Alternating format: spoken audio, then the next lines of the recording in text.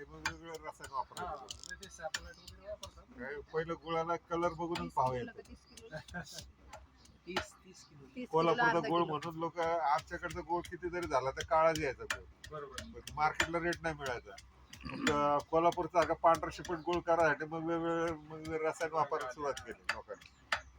नाही, चुना आणि भेंडीचं प्रमाण जर योग्य झालं ना, पाहिजे तसा रंग पांढरा आपल्याला आमच्या इकडे राहणारा का पांढरा गुळच तयार होतो. भेंडी.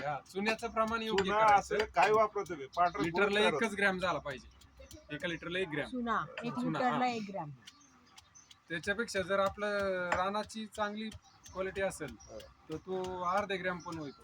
म्हणजे आपण आता हळूहळू आपलं वापरत चाललो ना की किती लागते. रामकृष्ण आले.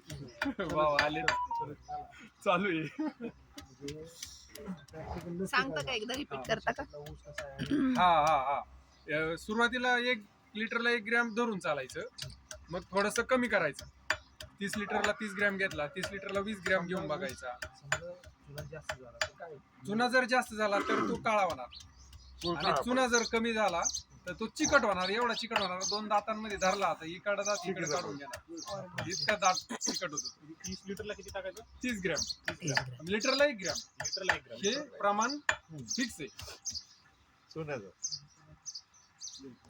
भिजवायला टाकायचा. कमीत कमी चुना घ्यायला पाहिजे. जास्तीत जास्त निवडी. आपल्याच शेतातला असेल कसं होईल? आपल्याच नाही शेतातला आणला हा. ती भेंडी सरासरी तुम्ही 1 ग्रॅम. हो. कारण आपल्याला तर माहित नाही दुसरीच्या शेतातला ऊस कसा आहे किंवा शेत कसं आहे. बरोबर ना. तर 1 ग्रॅम हे प्रमाण 1 ग्रॅम हे प्रमाण करून हो फायनली म्हणजे ते स्टँडर्ड आहे. थोडं स्टँडर्ड प्रमाणाप्रमाणे आपण गावाकडे गुळे असतात त्यांना माहिती असतं कुठे काय करायचं. गुराळवाल्या अनुभवावर येऊन जाती माहिती. काहीच नसतं.